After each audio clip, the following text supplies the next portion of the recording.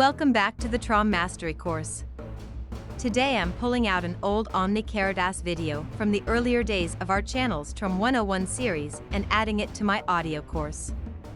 Though quite suitable for listen only, the on-screen study help is still useful. You'll also get an insight as to just how far the quality of our video presentation has come since we started the channel.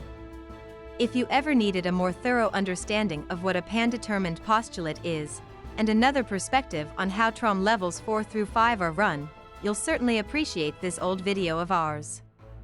Sorry, but this lecture is not for first-time viewers. If you are, please navigate to our Start Here playlist or start the TROM Mastery audio course from the beginning if you're oriented towards listen only. I'm Allison Tandry, and I'm proud to present this early lecture scripted by Roger Tandry and voiced by OmniCaritas, titled More on Pan-Determined Postulates and How to Run Levels 4 and 5. Welcome back to DIY Salvation with another TROM 101 video on the postulate failure cycle. So far, let's review some of what we already know. There are the 4 basic postulates: to know, to not know, to be known, and to not be known. We also know that there are postulate overwhelms that occur in a specific order in life and are addressed in the reverse order in therapy. We know that in between each overwhelm there is a conflict between postulates we call a game. In compulsive games, once that conflict is settled, we call that an overwhelm, where one is forced to agree to the postulate of the one that overwhelmed him. When you make the postulate to know on something or someone, you are making the self-determined postulate of to know and also postulating that person or thing is to be known, the to be known postulate being pan-determined. Conversely, if you postulate to not know, you are postulating such person or thing to be not known, the latter being a pan-determined postulate. In an overwhelm, let's take forcing to know for example, you are overwhelming your opponent with your own must-be-known postulate as a self-determined thought, and postulating the other must-know as the pan-determined postulate. In such an overwhelm, your opponent buys your postulate, so to speak, but in fact, this is not his postulate, it is your pan-determined postulate that you have forced him into. When your opponent forces you to know, his must-be-known self-determined postulate overwhelms you, and you buy his pan-determined postulate of must-know on him. When you prevent someone from knowing, you have a self-determined postulate of must-not-be-known and a pan-determined postulate of must-not-know you enforce on your opponent. The pan-determined postulate of must-not-be-known is the result of your self-determined postulate of must-not-know on your opponent. Before the overwhelm occurs, there is a struggle between postulates. For example, if someone is trying to prevent you from knowing, they are postulating that they must not be known and that you must not know them. At the same time, you are resisting with your to know postulate as self-determined, trying to force them to be known with a pan-determined postulate of must be known on them. Essentially, when there is a conflict, 4 postulates are being made. There is a self-determined postulate of your own that resists the pan-determined postulate your opponent is trying to enforce on you, and of course, the self-determined postulate of your opponent they are making themselves, which results in a pan-determined enforcement on you if they win. When the conflict is resolved, as in a postulate overwhelm, since there is no longer any resistance, only 2 postulates remain, the self-determined postulate of your opponent and the pan-determined postulate on you. Or if you've won the game, it will be your self-determined postulate as well as the corresponding pan-determined one. Let's not get too complicated about this. If I want to show you something and you don't want to see it, I make a must-be-known postulate on that thing and postulate you must know that thing. You resist with a must-not-know postulate, a postulate that you must not know it, that it must not be known. Each person makes two postulates, one for themselves and one they want their opponent to take on. However, if I succeed in showing it to you, then my must-be-known postulate wins, and you must know it. And our postulates being in agreement, there are only two total postulates. The reason I'm discussing this now is that levels 4 and 5 have to do with postulate overwhelms and conflicts. You see, once you've finished level 3, which is an act of time-breaking everything you can that comes to mind, you will need to stimulate your mind further with postulates in order to bring more content into view to be time-broken. I'll show you how it's done. On level 4, the first command is get the idea of being forced to know.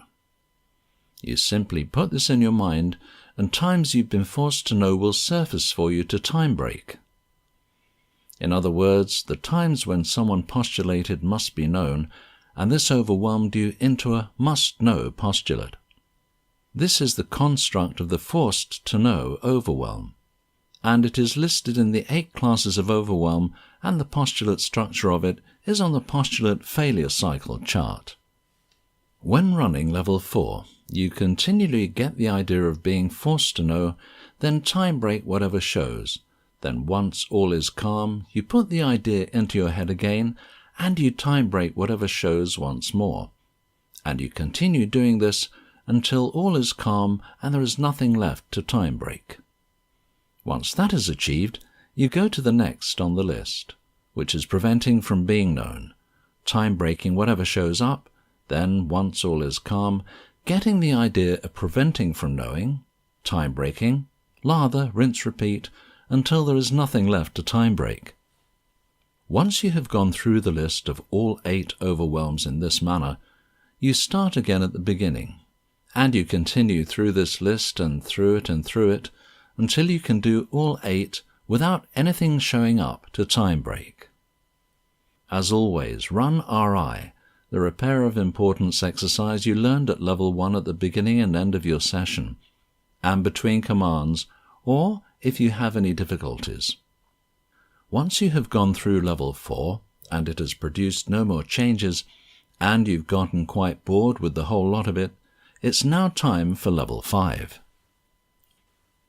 Level 5 involves intimate work with the postulate failure cycle chart. Please grab hold of one now if you don't already have one to hand. Without this chart, level 5 cannot be understood, much less performed. This chart can be found in the free ebook, TROM 2023. A download link is provided in this video's description. Very good then. Level 5 is divided up into 4 parts.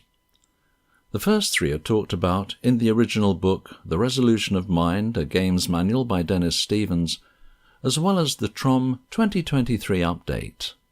The 4th and final section of Level 5 is talked about in the lecture series about bond breaking that Dennis Stevens recorded in the 1990s. While I'm going to briefly talk about each of these levels in this video, make no mistake about it. You will need to study before actually running this level on yourself. And you will have plenty of time to do it because arriving at level 5 is no light matter and by no means occurs overnight. And lastly, before I begin discussing level 5, I want to be very, very clear on this one point. Do not attempt any of what you're about to see until you have completed the previous levels. All of this business of to know, to not know, to be known, and to not be known is not just some intellectual exercise we've been doing here. The cycle of postulate failure is intimate to how your mind is constructed and how you got into the trap of the physical universe in the first place. It is nothing to trifle with. Do these exercises before you've properly prepared yourself by completing the previous levels, and you endanger your very well-being. Now that you've been properly advised, let's proceed. Level 5, Section A, is working with the postulate failure cycle chart in order to stimulate your mind with postulates so you can time break even more content from it. It is similar to how you worked in Level 4, with the additional aspect of putting your opponent's postulate into the picture. In other words, when you run the forced to know overwhelm at level 4, you are only working with the postulate that you are stuck with at the end of an overwhelm, and that is the must know postulate. But now in level 5, when you start with the first line of the chart, you're going to run that same overwhelm, but you will be putting up your own postulate as well as your opponent's. To do this, you put the must-be-known postulate out there in the category of not self. You can put it out into space, but most prefer to put it into an object. So, for example, you could have a stapler on your desk.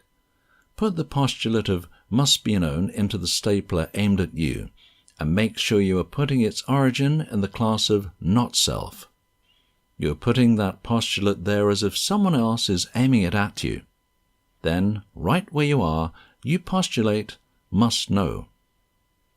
You can see this is similar to what you did in level 4, but now you're including your opponent and their postulate as well. You time break whatever shows up. When it's all quiet again, you put the postulates up again. Lather, rinse, repeat, until all is quiet. Then you're ready for the next item on the chart. Now you have your opponent aiming a must-be-known postulate at you. Keep in mind that his postulate of must-be-known means he is trying to force you to know, or in other words, force you into the must-know postulate. You resist with your must-not-know postulate, at the same time postulating with your pan-determined postulate that he must not be known. You run through this the same way you did with the first line of the chart. Then you proceed to the next line, 2a, which have the same two postulates. But this time, you are originating the must-not-know postulate at your opponent, and he is resisting with his must-be-known postulate. At 2b, you are aiming your must-not-know postulate at him, postulating he must not be known. And since this is an overwhelm, those are the only two postulates in play. When running this level, make sure to pay attention to who is originating the postulate and who is resisting or being overwhelmed, and make sure to put out your postulates in that order with that in mind. You always start your session with the RI exercise.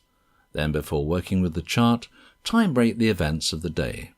Then each time you complete a line of the chart, make sure to run RI again, then also at the end of the session. There are two ways you can get into trouble doing level 5a. The first is not to do enough of the RI, repair of importance exercise.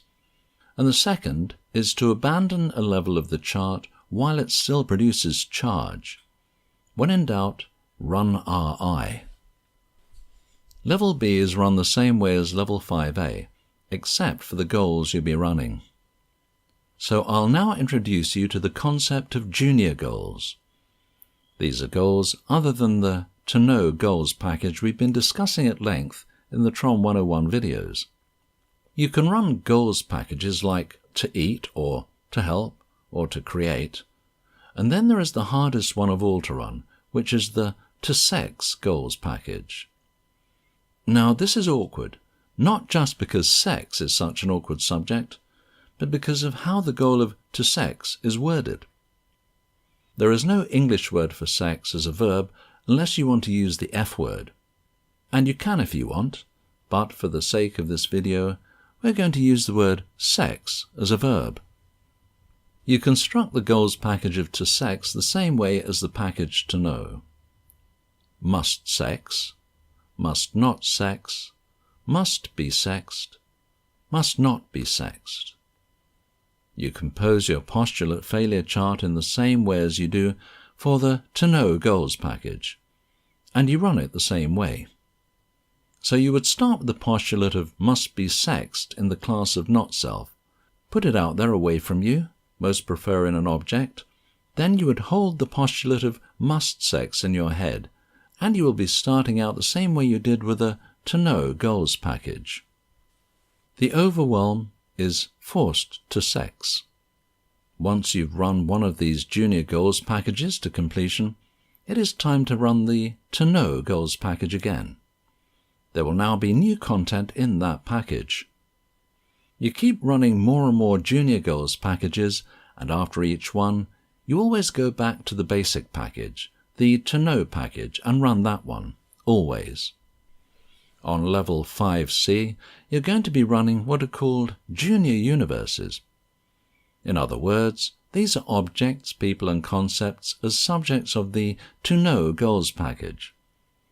If you select, for example, Father as the subject of level 5C, you would start by putting out the postulate of Father must be known in the class of Not Self, and you would hold the postulate of Must Know Father in your head. You proceed the same way you did in levels 5A and 5B, making sure to time break whatever shows up as you go, making sure each level is run to completion. In other words, it produces no more charge before going to the next one, and calling it done when you can go through the whole chart on the subject of Father and it produces no change. You can run many of these so-called Junior Universes this way, always returning to the basic To Know package at level 5A once you've done so. Lastly, there is level 5D. Now, this video is already long enough without including a dissertation about level 5D. But, briefly put, once you have time broken out of existence all mental mass stimulated by the first 3 sections of level 5, it is now time to handle remaining computations you've made in your mind. There are more details to this, but I would rather you learned about level 5D from listening to the 1990s lectures, as this cannot be briefly explained here. Those lectures can be found on the YouTube channel Mind Resolution. I may post them on this channel as well in the future. So, there you have it. Not every last thing to know about levels 4 and 5, but enough to satisfy your curiosity and make for easier studying once you read about them in the original material. If you have any questions about all this, please leave a comment. You can also write directly to me at TROMGuides@gmail.com. Now you know the essence of what TROM therapy is and how it works. I assure you it's worth every bit of trouble you're going to go to studying and doing these exercises. I would not be doing these videos for free and sharing it with the world if I did not believe this myself. You've come this far in your studies. It's time to get busy with the exercises. Read your manual up to the end of the section of level 1 and just start doing them. Don't just think of all of this as some neat theory and then forget about it and move on to the next interesting thing. If you do, you will not just be missing out on the opportunity to free your mind once and for all, but also most likely the greatest adventure of your life.